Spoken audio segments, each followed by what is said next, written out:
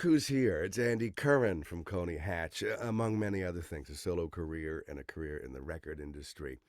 I'm Jeff Woods. I don't usually do video. You know, Andy, I've long loved the theater of the mind that is radio.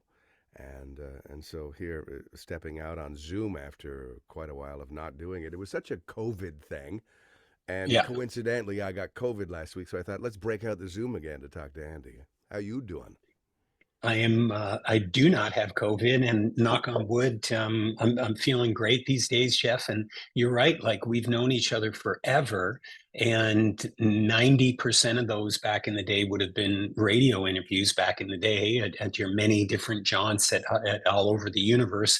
But then recently, we've seen each other in person when we did that really cool listening event for Rush in Atmos, and so it was great to reconnect with you. And I lurk you and follow your life vicariously through Instagram and follow up on the tattoos and the new moves and all that kind of stuff and the motorcycles. So I'm keeping an eye on you, Mr. Woods. Well, right back at you, and I'm excited about you playing the Elmo in what is a time flies, a 40th anniversary show. The Yeah. debut album came out in 1982, the Coney Hatch record.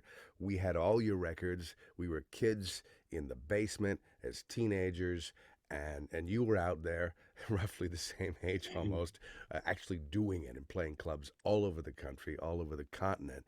What's it like to realize that 40 years has slipped by?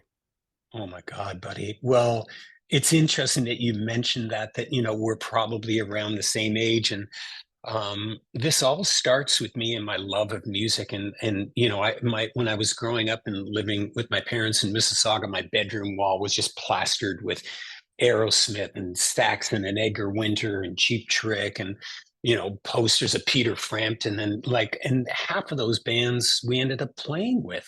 And I'm like, in what world does that happen? You pinch yourself along the way.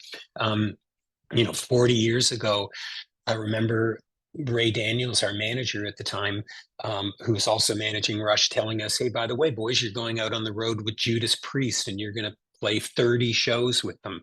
And I was like, maybe had just turned 20 years old, so it was quite a rocket ride. And if I think back then, Jeff, like we were so blessed to have those opportunities, and that first Coney Hatch record, the timing of it in 1982 to have Devil's Deck being played on MTV because MTV didn't have any videos. And they were like, hey, can you send us as many videos as you have? So we just got added, immediately just got added.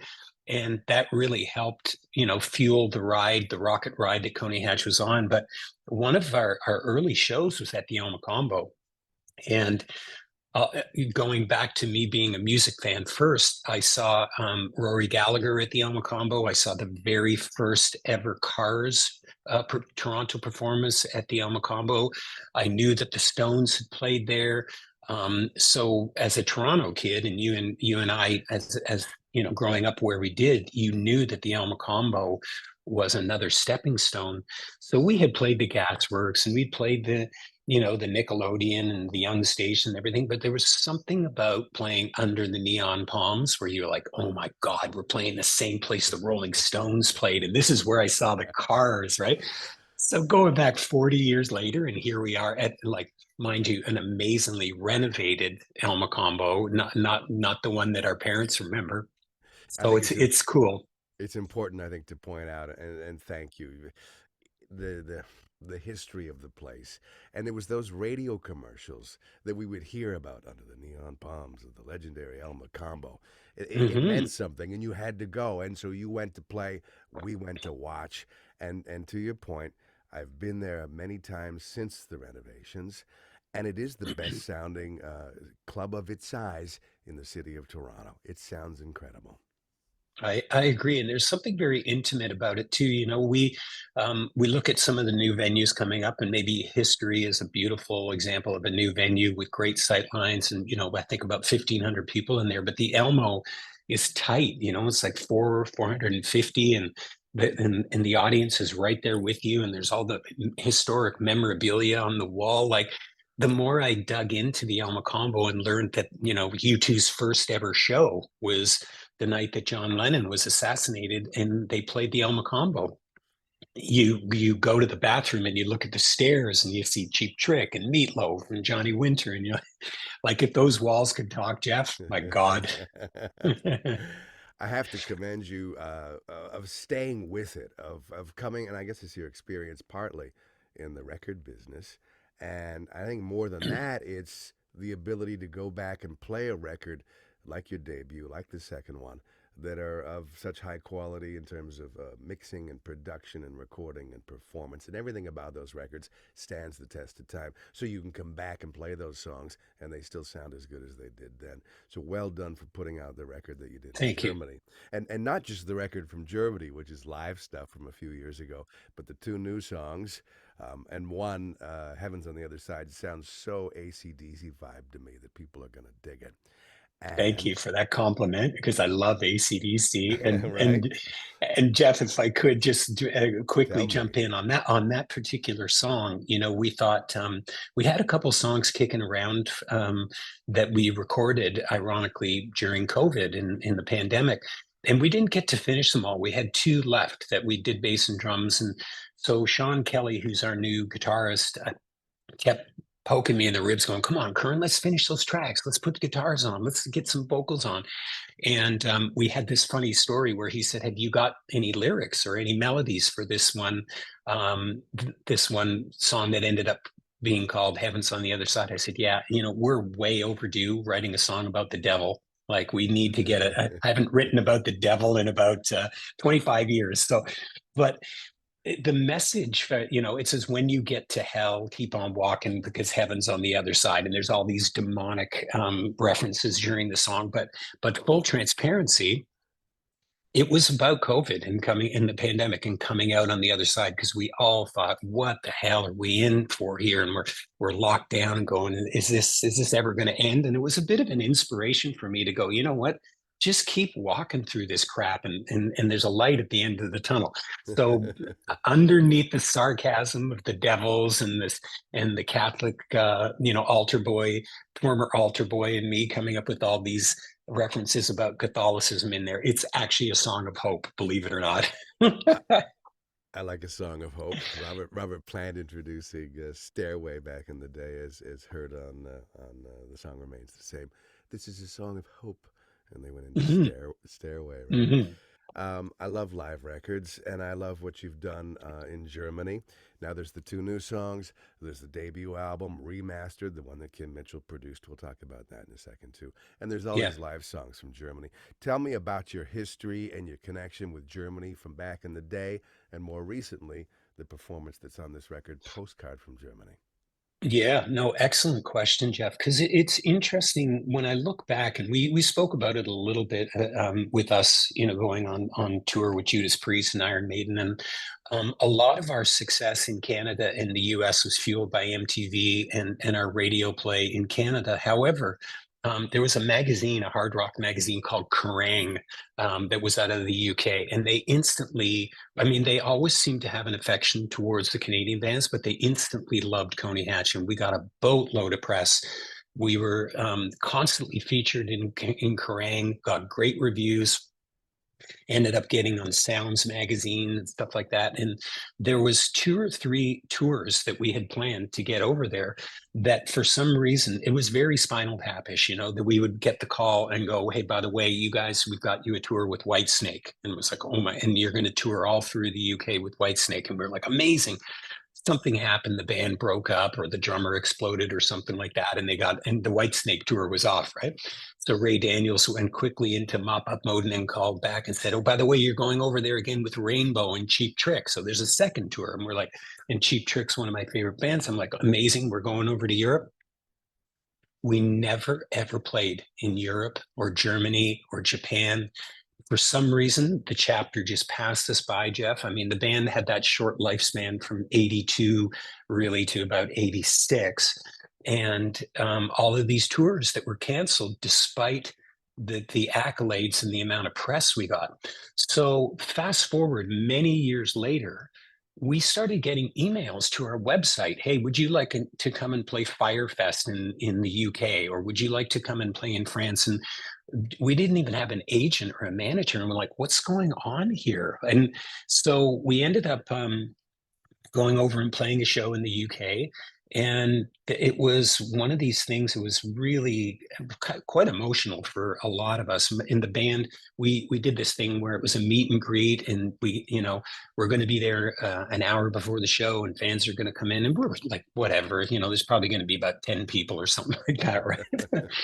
There was this freaking lineup down the hall of grown men, and most of them, and I'm not even lying, had tears in their eyes. They had a stack of albums, this magazine said, I've been waiting 30 years to see you guys. I can't believe it's taken 30 years. So quietly, there was this little renaissance that started happening in Europe. And then we get invited to France, and then we get invited to play the show in Germany that we recorded. And this summer we got invited to play at Sweden Rock, which is arguably one of the biggest festivals in all of Europe. And ironically, Iron Maiden were headlining. So 40 years later, here we are back on a show with Iron Maiden that we had toured with in 1983, and Blue Oyster Cult was on that. So I don't know if it's in the drinking water, but something is going on in Europe where they're interested in what we're doing. So we went and we thought, hey, this is the first time we've ever played in Germany. Why don't we press the record button and see what happens? So it was a pretty electric night. And that was the first ever time we had played in Germany, because that Kerrang magazine spillover and all the press had filtered into Germany and Sweden and France. And honestly, I think arguably there might be more interest for us in Europe than anywhere else at the moment. And I don't know what's going on, Jeff, to be honest with you, but it's a lot of fun. I congratulate you. It's pretty wonderful. I mean, you had that moment of years in the sunshine with Coney Hmm. Hatch as the bassist and co-lead vocalist, and making records and working with Ken on that first one. And then you've had a really illustrious and long-standing and enduring and successful career in the record industry. You were out on Anthem. You've been working with Anthem for some time. It was a natural progression for you, I guess, but not anybody, not just anybody in the music business, in a band can make the transition to working at a label successfully. What do you credit who you are with? What is it Yeah. about you that made it work? Well, again, thank you for saying that, buddy. And many times I look and go, Curran, you've led a freaking charmed life. Like you got horseshoes up your ass. But I do believe that even for fellows like yourself, you're still doing great work and doing what you love. But you don't get there unless you have the chops for it. And you've endured the test of time as well. But I do believe that common love of music and creating music and being a fan first, because if you strip it all away, you and I could stay up all night drinking bourbon talking about our record collections and the bands that we love and the people we met, and you could strip it all away and it wouldn't matter, because that's what you and I connect with and we love, right? So when Coney Hatch had broken up, and even when I had my solo record and the other projects, whether it be Drug Plan or Caramel or anything like that, I kept in touch with Ray Daniels. And I would always say to him, hey, dude, like I found another young band that just asked me to produce them. Can I bring their demos in? And I would bring them in almost like Kim did with us, because Kim brought the Coney Hatch demos in to Ray Daniels. And I think it was after about the fifth or sixth time that I brought demos in, Peggy Ciccone was there, and she's the vice president of Anthem Entertainment. She said, Ray, we should just hire this guy. He's got his own mini A&R team, and he's like bringing in all these bands for us. So I had thought in my mind, the day that I have to stop playing, what would be a good career? What would be the next chapter for Curran if he was to do it, right? The NHL passed me by. So sadly enough, I was not going to play professional hockey. So that was not an option. I thought about, hey, I could be a tennis coach, and it was almost like the Spinal Tap scene. Well, I could work in a haberdasher, I could sell hats or something, right? But I thought A&R at a label, I could do that. I could really dig my teeth into that, because it's working with artists, it's helping create records, being in the studios, planning stuff with other artists. And I thought, well, that's a creative environment, right? So when Ray Daniels and Peggy and I spoke about it, they said to me that they thought my long history leading up to that was all of the great homework that I needed to do, to get to the place where I was allowed to be in the same room as Rush and talk to them about making records, you know? And I had known those guys, and I think there was a mutual respect that I was a musician. I wasn't just maybe a suit that had come in and said, I don't hear any hit singles and got the cigar and stuff like that, right? Like I was out there, I was doing it, I was playing, I had played shows with Rush, and there was a certain trust level there. So when I met, you know, Stephen Page from the Bare Naked Ladies, and Ian Thornley, and the guys in the Tea Party, I think there was that instant connection that, okay, this guy's a musician first. He's not going to bullshit us. And my compass was always, if somebody asked me to do something with any of these acts, is it going to register with me? If I wouldn't do it, I am not going to try to sell them that kind of that dog and pony show where you guys should do this. And if anything, it was the exact opposite. I would go to them secretly and go, I just got pitched this, guys, and I don't know. I just got to tell you if it was me. And they'd be like, hmm. So I think that helped with some longevity there, but it's a connection, Jeff, and you and I have it. We're friends. There's an instant rapport, and there's sort of a sense of calmness around being around like-minded people. And so it felt like a natural progression to work at a label and be part of the record company team. The management part was very tough for me because I'd never been on the other side. I'd always had a manager. So thanks to guys like Ray Daniels and Jeff Crabe from the Feldman Agency, took me under their wing and taught me a few things. That was a bit of a learning curve, but I think I'm a pretty good quick learn. Clearly, there's something that says treat people the way you want to be treated, and you were treated by a lot of great people in many great ways, and conversely, there's always someone there to kind of throw you a curveball. So you Yeah. saw it all. You saw it all from the side of the band. So you kind of knew how to approach it from the side of the manager or the A&R guy or the guy working the record for the record label. So I good. think so too. And one last thing on that, along as you know, Jeff, whether it's yourself or my career, you make good decisions and bad decisions along the way. So you've seen the movie before, right? So I'd be working even with someone like Stephen Page, and something comes up, and I was like, oh shit, I remember this movie. Yeah, now note to self, I need to talk to him about don't do this, because so it was kind of like I wouldn't say I had seen all the movies, but walking into that particular role, I had a lot of experience by that time. We crossed paths many times, but usually at somewhat of a distance until later in both of our careers. But there were Mhm. things that happened that I want to share with you. There's two in particular. One was remind us all where you recorded that first Coney Hatch album with Kim. Oh man, well, those who know it call it the Dirty Schwa. We recorded in Oshawa at a place called Quest Recording Studios, and um, it was an interesting choice because Kim Mitchell recognized that we were very young and very inexperienced. We had never been in a studio, and that fear of the red light going on and incurring costs, and then the clock ticking as you're racking up the recording expenses. So he found this place in Oshawa that was quite reasonable to track at, and he thought that that would take the pressure off all of us. So we drove all the way out to Oshawa day after day to record at Quest Studios, and I loved it out there. I subsequently went there to record my solo record too, but please go because I know what you're going to talk about because it's an awesome story. I was in that studio the only time I've ever recorded my own music. I wrote a song and I had a little band called Paradox, and the recording that we did at Quest in the early 80s in the view of a tape box that had Coney Hatch's name on it. On the spine, it said Coney Hatch. And then there was one that said Kim Mitchell. And I'm like, we're in good company, fellas. So our executive producer was Buddy Kane from the band Moxie.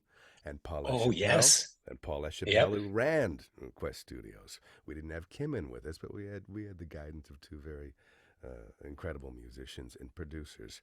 And Teddy Kane was the drummer, and I put up $500 cash, and we recorded a song that I did called Tomorrow.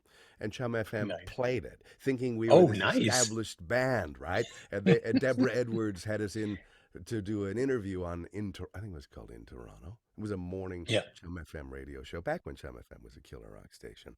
And we arrived. I'll never forget the look on her face. Like she thought we were going to be adults, and we were like 16, 17-year-olds. She looked simultaneously really disappointed and really kind of pleasantly surprised. And Yeah. we did our little interview, and then the band fell apart because I wanted to go to radio school. I wasn't good enough to do what you were doing, so I was realistic about the whole thing. The other thing, other than Quest having been a commonality between us, Andy, I started a record store shortly after your band finished, and you were doing a solo career, and it was called Discworks on Church Street in Toronto. And a fella came in and introduced himself, and he was a drummer, and he ended up being a drummer on some of your tours. Jack Fuller. I haven't seen Jackie Jack Fuller. since those days. Have you ever Yeah. heard? Yeah, I keep in touch with Jack. His parents grew up in Sault Ste. Marie, yeah, and Jack was part of that scary chapter for me because when you're young and you just think everything's going to go on forever. So I thought, oh, I'm in Coney Hatch forever, and the band's going to live forever. And then we break up, and I'm like, oh shit, what do I do now, right? So so I had to put together my own band, and I thought because we had gone through a couple different chapters of trying to replace Carl Dixon, and ironically, the guy James Labrie, who's in okay, why am I having a brain fart here? Prague band. Oh man, I know the name, but I jeez. don't know the band off the top of my head. Yeah, I can't believe I'm drawing a blank here, but James went on to do some really good stuff, and he was the lead vocalist for a little while. Phil Marrow was the lead vocalist, and it just wasn't Sure. gelling. So I went, okay, that's it. The Hatch are done, and I started the band with Dave. So to put that thing to bed and just go, I'm done and moving on. So I found Jack Fuller, Ray Buck, and Harry Smith, and we went out and we played what was supposed to be some warm-up shows, and we played in Sault Ste. Marie and North Bay and some god-awful spots where we could make some mistakes and not have to worry about it, right? And it was some really tough love because you and I have heard about these chapters. And we were playing, I'll never forget this, Jeff. We were playing the Gasworks, and Tom Barry from Alert Records came in. He saw the show and he said, I want to talk to you after the show. And so I go and I meet him, and he says, I want to sign you, Andy. I think you've got some really good songs, and I want to do a record with you. But, and I said, what's the but? He said, you need to get a new band. And I was like, oh my God, you've got to be joking.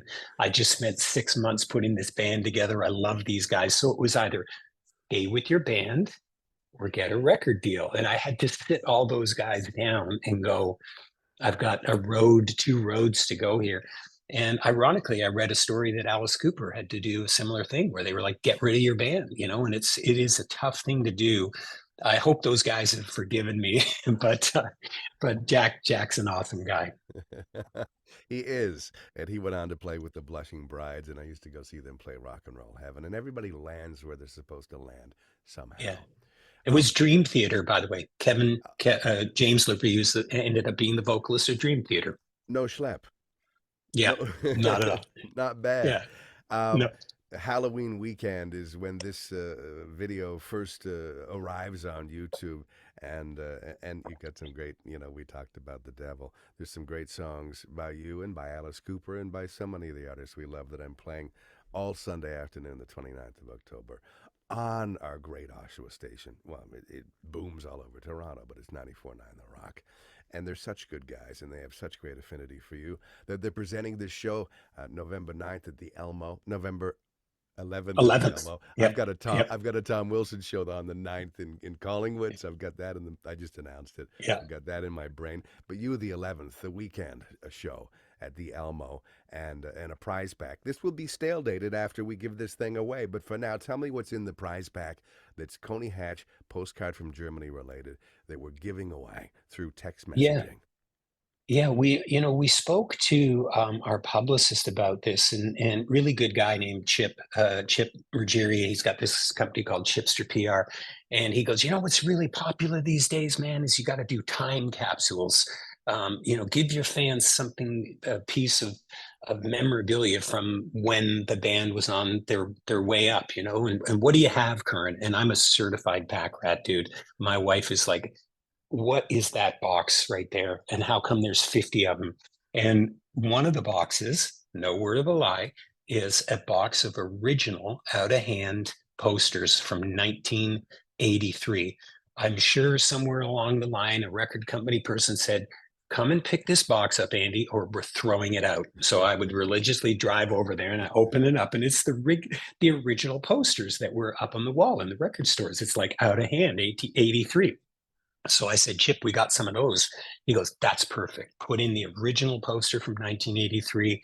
I said, what about a used Dave Ketchum drum head that's got the crap beat out of it? We'll all sign it. He goes, yes. I go, what about some guitar picks? He goes, yes. I go, what about some beer koozies? Everybody drinks beer koozies, and I hate when my hand gets cold. He goes, yes. And we just kept adding it onto it. So all of those things I mentioned to you will be in the pack. They'll be autographed, and there will be a copy of Postcard from Germany as well. So it's a little time capsule from the Hatchers. And this, how do we get the record? There's two ways, as I understand it. One's at the shows, and the Mm-hmm. other way is where.